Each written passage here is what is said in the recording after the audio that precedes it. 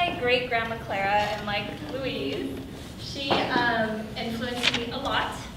So it looks like we owned a restaurant because we owned a lot of restaurants, and I think that's just what we do. I don't know. I didn't know we were doing it way back then, but so that's her, the little one. And I'm not sure. I could probably ask my dad who the other people are. Some of their faces are familiar looking because we all kind of look alike. But she showed me how to love, and she did it in her own way. And I know that my way is gonna look different than her way, but I want to learn how, like my purpose is learning how I can show love, like she taught me. All right, so I guess this is one of my faves, I guess. So she's clothed in strength and dignity, and she laughs without fear of the future. And I guess I don't want to be fearful of what's going to come. I know, there's going to be hard days, there's going to be rain, snow, sunshine, whatever, but I don't want to be afraid of what's coming next. And I don't want to look at my face that big again. But, so I wear many hats. This is like awkward to do this. Okay, so I wear many hats. And if you assume to know me, you don't. However, I am always myself. And I don't like to be classified as a plant, so don't classify me as if I'm a plant. I will not yield or stay in the place you expect. So sorry, this is like really. See, I don't even like to stay in one place. Okay, so I switched really fast, but I'm from Ojai, and that's not in Ohio, which when I used to travel a lot. I like, oh, you're from Ohio, like, no. So it was called The Nest, and it was surrounded by mountains. It's in Ventura County. Like when the Thomas Fire was going on, it was burned everywhere, but not around Ojai. Maybe it was those mountains or something, I'm not sure. So these are some labels or some identifications. I probably could have put like 200 of them on there, but it's not really who I am. It's just maybe what I do or my job or characteristics of me, I guess you could say. So first, I'm a mom of 3, and I have 2 dogs, although there's another dog hanging around there. I'm always dog sitting, so I guess 3 dogs, 3 kids. And I also have to provide for them. They run out of dog food. The kids are always hungry. Okay, and then I'm the first generation in my family to go to college. So, and I guess that's not really, maybe that's not a big deal, but I have a really, really big family on like all sides. So in my family, that's a big deal because there's like all these, so I guess we're mostly like blue collar, small business people, I guess you could say. And then I like native plants, and mostly because I'm lazy about like watering. So I like that I put them in the ground, it rains, and they get watered. So. And then I'm a veteran. And I'm outdoorsy, and I like to travel, but it's gotten kind of expensive with my 3 kids, so. But I've only ever been to like Australia and Canada, but I've been all around the US, and I'd like to travel more. And so that's actually my Noah, my youngest, and that's Eva, the middle one. And I guess something that's my purpose is to respect personhood and expect differences. And like, if we're all the same, it would be pretty boring in this room, right? If we're like all the same, we all think the same, we're all wearing the same outfit, like a white shirt, black pants or something. I mean, how boring would that be, right? So just like respecting whoever, like regardless of their age or station in life. And then, like, what that means to me is that all men are created, all men and women are created equal and endowed by their Creator with certain unalienable rights. And so that's from the Declaration of Independence, and it's been repeated by numerous people over the years. And I don't know what happened to G, but you got to stand for something, or you'll, so cliche, you'll fall for anything. But you have to have some kind of compass, you have to know what you're gonna stand up for, you know what, I don't wanna say what hill you wanna die on, but you know, you gotta choose your purpose and don't worry about the other small annoying details, right? So that's my great-grandma Clara all grown up.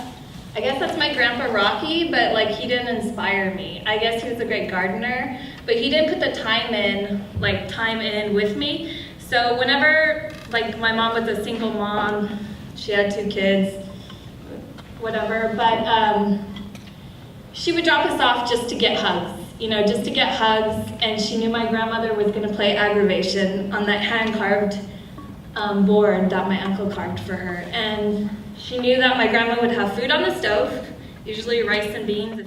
There was a pot of coffee, although I don't think she let me drink the coffee, but she had like hot chocolate in the fridge. Like there was, and sometimes she usually had a dessert, like there was rice pudding or bread pudding or something. And she lived like in the most terrible part of town. Like I'm sure Colleen knows what Ventura Avenue is. It's like, it's the place where they steal your car batteries, okay? They steal the pots off your porch, like your flower pots. It's just like, and she left her door unlocked, like all the years that she lived there. So we would just walk in any time of day and see what's for food. We don't say like, oh, could I please have some food? But I guess she was so amazing because she could do all that, and she had muscular dystrophy, which runs in my family. It didn't come my way, but it went down.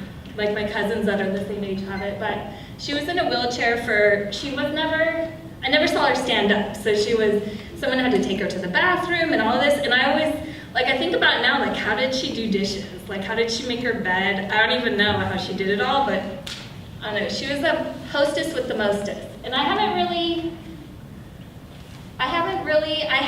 not gonna be able to duplicate that. You know, I'm not home all the time, but in my own little way, I try. And so there's my little turquoise picnic table, and I try to sit outside and talk to my neighbors, like when they're walking their dogs. I try to meet the neighbors behind me, next to me, and I just feel like, well, I'm here for a reason. Like, they're my neighbors for a reason. I don't know what I'm gonna say to them, but I'll start by saying hi. What about the weather? And so I think we can make a difference even if we don't think that we can, even if we think we're insignificant or we have too many flaws. And this is a picture of a storm. It's always wiping out the Ventura Pier. And so there's been a lot of storms, a lot of fires there. But I love this quote. It says, I'm not afraid of storms, for I'm learning to sail my ship. And I just really like that because, you know, the storms are gonna come and you might have peaceful waters, you might have storms, but if you know how to sail, you're gonna be okay. And then you're influencing someone whether you know it or not. And so my dog has a staring problem, obviously. That's my oldest, Gavin. He's a teenager, so talk about having to love people who act unlovable, right? So, testing my patience, but I'm trying to learn, you know, and I know that the people that are the hardest to love are actually the people who probably need it the most, I'm guessing, so. And then that's Bruce. And so choose quality friends that are gonna be with you in the rain, in the storm, in the snow. There's snowflake in the snow. Oh, she likes that. So yeah, Bruce is in the rain. I don't know if you can tell, but be willing to show up alone. I mean, if you want to go to a party and you don't have a date or whatever, just go. Because it's actually a great way to meet a lot of interesting people that you wouldn't normally talk to if you brought your best friend. So, and that's the gang in Sedona. We're exploring stateside. That was a very long road trip. We went to the Grand Canyon, but the point is, like, sometimes I just get in my car and drive, and then I'll just, like, sleep. I know it's kind of ridiculous. Okay, yes, I'm a hippie. Okay, so I will just sleep at a campground, and then I like to do it in the winter because nobody's at the campgrounds, and, like, there's bathrooms, and I like the state parks or national parks. So we're kind of like, I don't know, and my kids love it too when I'm like, just get in the car, we're going somewhere. And And they kind of like it that, you know, we're kind of adventurous. And, you know, comparatively to like their dad's house, that's more like structured, and you know, fun parent, I guess. Well, I don't know if I'm fun, but so this is to remind me to talk about. I see you laughing there, Ben. Serving veterans. So I found like my way to show love is serve the veteran community. That's the population I like to serve. Maybe just because I understand or I know people. I mean, both of my grandfathers served. My stepbrother is always a Marine, I'm supposed to say. And it's just kind of like something we do.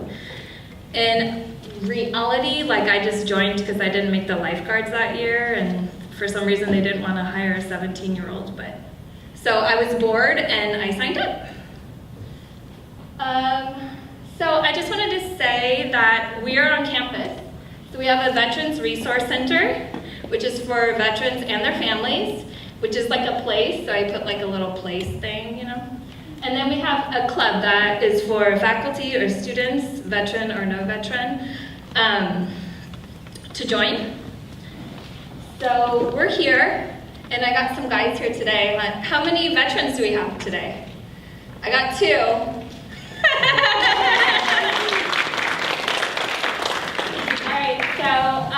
So like when I'm gone and I'm done talking, you guys leave the room, the only thing I want you to remember is, like, how can I show love, basically, because that was a lot of words and a lot of... So, like, I want my kids and everyone else that I come in contact with to, where did the braid go? Okay, I'm really bad at PowerPoint, but, so I want to teach people to be brave, like, and you don't learn by, like, I'm gonna read a book to you about being brave, guys, you know. No, you learn to be brave by getting inspired by other people, like breaking the mold, pushing. Okay, so, and then, like, when I'm gone, I want them to say, like, okay, she loved, she believed, she hoped, she never denied Jesus, she served, learned, overcame, and was gracious, lived fearlessly, and forgave. And the forgiving part is really hard. The loving part, I'm still having trouble with that, but I'm working on it, and definitely a work in progress. So that's like my, you know, my life plan right there for my kids and other people to be able to say, oh yeah, that's actually true, you know, to live up to what I want to accomplish. So, and that is it.